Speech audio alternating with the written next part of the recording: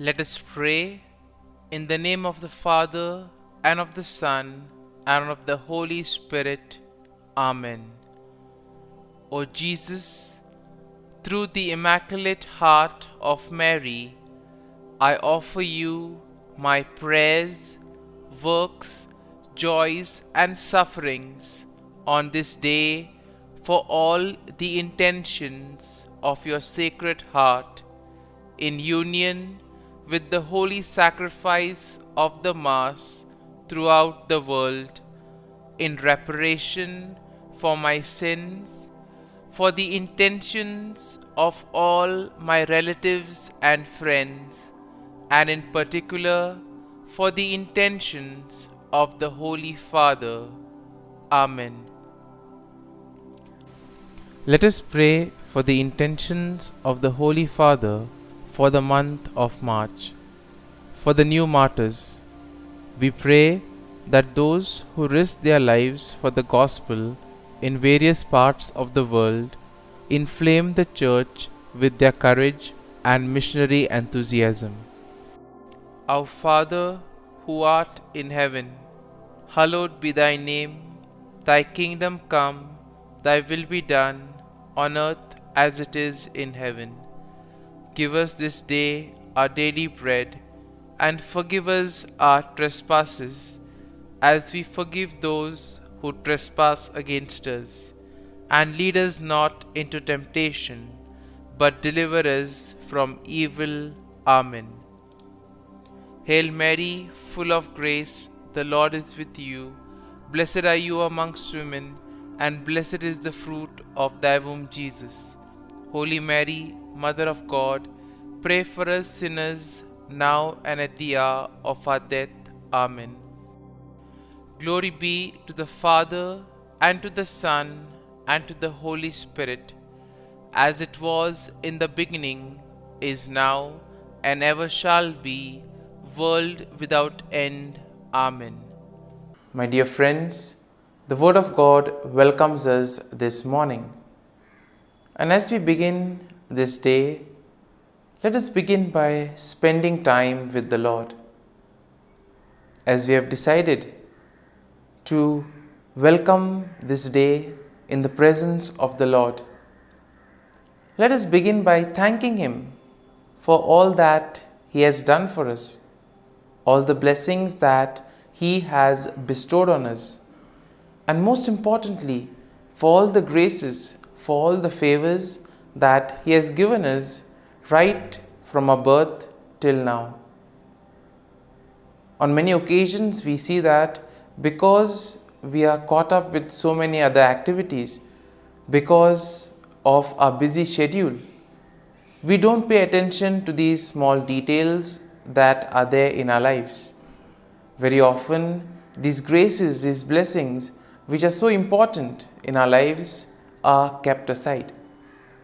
And therefore today, as we begin today's morning prayer, we ask the Lord to give us the grace so that we may be able to appreciate the good things that He has done for us. And therefore, it is appropriate that we begin today's prayer by thanking the Lord for all that He has done for us. First and foremost, we thank the Lord for the gift of life, for giving us talents, abilities, and various opportunities in our lives. We also thank the Lord for the gift of our family members, friends, relatives, near and dear ones, and all those who play a very important role in our lives. Now we see that there are so many people who have been instrumental in our lives in so many ways. These people have dedicated their time and effort, and thus they have shaped and helped us become who we are. And therefore we thank the Lord for their presence in our lives, and we also ask the Lord to bless them so that they may be able to have the fullness of life. We also thank the Lord for the gift of this day, yet another day that we have been given to make good use of our talents, of our abilities, and more importantly, to make a difference not only in our lives but also in the lives of those around us. We also thank the Lord for the various opportunities that He has given us. Opportunities to put our talents, to put our abilities to use. And at the same time, opportunities to help others make a difference in their lives. Lord, we also want to thank You for all the experiences that You have given us. Some of these experiences may be really good. We may want to cherish these experiences. But there may be other experiences which may be bitter, which may be harsh. Nonetheless, these bitter experiences may have taught us a lot in life. These are the experiences that have made us stronger. And therefore, Lord, we thank You for giving us these experiences, for making us better individuals, for making us stronger, and thus for preparing us to face the challenges in life. And therefore, my dear friends, as we participate in this morning prayer, let us ask the Lord for this grace that we may be able to radiate His presence to the world around us, that we may be able to become messengers of peace, joy and love, spreading His message of goodness, spreading His message of peace and love to the world around us. And therefore, let us ask the Lord to accompany us in whatever we do today, so that every action, every word may radiate His love, peace and joy. My dear friends, let us now reflect and meditate on Psalm 59. As usual, we shall take a look at the general overview of the psalm, and then we shall take a look at the psalm in detail. Now, when we look at Psalm 59, we see that the psalm is a psalm of lament that is attributed to David, and this was probably written during a time when Saul had sent men to watch David's house in order to kill him. And therefore, the psalm can be divided into 4 main sections. First, we see that a plea for deliverance from enemies. David's plea to be delivered from his enemies, which we will find in verses 1 to 5. In the second part, we see a description of wickedness and violence of the enemies, and this we can see in verses 6 to 7. Then in verses 8 to 10, we have a declaration of trust in God's protection. And finally, in verses 11 to 17, we see a song of praise and confidence of God's deliverance.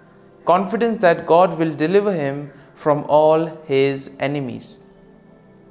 And therefore, overall, when we take a look at the psalm, we see that Psalm 59 will reflect David's plea for deliverance from his enemies and his trust in God's protection. The psalm also acknowledges the wickedness and violence of the enemies, and at the same time, it will also emphasize the faithfulness and the strength of God. Now, the psalm serves as a reminder of the importance of seeking refuge in God during the time of trouble, and therefore expressing trust that God will deliver his people from all difficulties in life. And therefore the psalm will conclude with a song of praise, highlighting the confidence and gratitude that come from placing one's trust and faith in the Lord. Now, when you take a look at the psalm in detail, we see that in the first section of the psalm, David pleads for deliverance from his enemies, and therefore he implores God to deliver him from those who seek his life. Here we see that David will use vivid imagery in order to describe the intensity of the threat that he faces. Now, David will portray his enemies as fierce dogs who howl and prowl around the city. As we have already seen that the background of this psalm is how Saul sends his men in order to watch over David, and therefore probably here we can see that the fear or the anger, the grief, the sorrow that is probably there in David. And this is what prevents him in order to live a fulfilled life, because he's already been watched, he's always being surrounded, and therefore he uses very strong language, crude language, in other words, giving examples like fierce dogs who are ready to attack him at any time. And at the same time, we see that David will also express his innocence and his trust in God's protection. And in this way, he also pleads to God for God's intervention. Now, when we look at today's world, we also see that it's not very easy in order to practice one's own beliefs, etc. And there may be various factors for this. Sometimes we ourselves could feel as if we are being watched, as if we are being tormented by others. And in those moments, we can have confidence in the Lord that just as David was able to face and put his trust in the Lord, he was able to face his enemies, and thus he was fully confident that the Lord would be there, guide him and protect him. This is the level of confidence, this is the level of trust that all of us are called to have. Now, in the second section of the psalm, we see that David describes the wickedness and violence of his enemies. Now, David portrays them as arrogant and insolent, speaking lies and cursing with their mouths. And therefore, David laments that their deceitful and malicious actions are in a way emphasizing their own violent nature. And David also says that the actions of the wicked are in a way demonstrating their lack of fear or regard for God. And therefore, these are the people who basically feel that they are their own masters, that they don't require anybody else. They don't fear the Lord. And therefore, we see that David, in a way, describes their wickedness, describes their malicious intent. Now, moving on to the third section of the psalm, we see that David declares his trust in God's protection. He affirms that God is his strength and his fortress, that God is a refuge in times of trouble. And it is here we see that David expresses his confidence that God will go before him and he will comfort himself. God will comfort David by confronting his enemies. And it is here we see that David acknowledges that God is his defense and that God's steadfast love will meet him in the morning. So much faith and trust David has in the Lord. And in the final section, we see that David offers a song of praise and confidence in God's deliverance. David expresses his faith in God's power, and he also declares that he will sing of God's strength and mercy. In other words, David says that he will praise the Lord for all that the Lord has done for him. Now, David acknowledges that God is his refuge and his stronghold, and he praises God for his faithfulness and deliverance. He affirms that he will trust in God and he will give thanks to him. And therefore, my dear friends, as we reflect on this psalm, we see that we can also apply it to our daily life situations. When we too are overwhelmed, when there is a lot of fear, when we are filled with grief, when we feel that we are being watched over, let this psalm help us. Let this psalm console us. Let this psalm help us to place our faith and trust in the Lord, especially during those difficult moments. And therefore, my dear friends, as we have reflected and meditated on this psalm, let us now close our eyes at this morning hour and let us thank the Lord. Let us praise the Lord. Let us glorify the Lord. Loving Father, you have given us this time in the morning. You have been gracious to us. You have given us your Son, our Lord Jesus Christ, who has cleansed us from our sin. He has taken away all our sins and He has given us a new life. Lord, we thank you for giving us the Holy Spirit. And therefore, Lord, we ask you to bless us and protect us at every step of the way. Be our guiding force. Be there to always show us the way. And for all this, Lord, we thank you, we praise you, and we glorify you. You have protected us and you have guarded us through the night. You have given us this time to spend with you. You have woken us up this morning and you have given us good health of mind and body. And for all this, Lord, for your love, for your mercy, for your generosity, we thank you and we praise you, O Lord. You are a merciful God. You have blessed us in so many ways. As you reflect on our blessings, as you reflect on all the good things that have happened to us, as we reflect on our experiences, Lord, we want to thank you. We want to praise you for making us better individuals. And now, my dear friends, let us spend a few moments in silence and let us reflect on the psalm. Let us see what touched us. Could be a word, could be a phrase, or could be a sentence or a thought. Remain with that and allow the psalm to take root in you, so that ultimately your words, your actions will radiate the love, peace, and joy of Christ to the world around.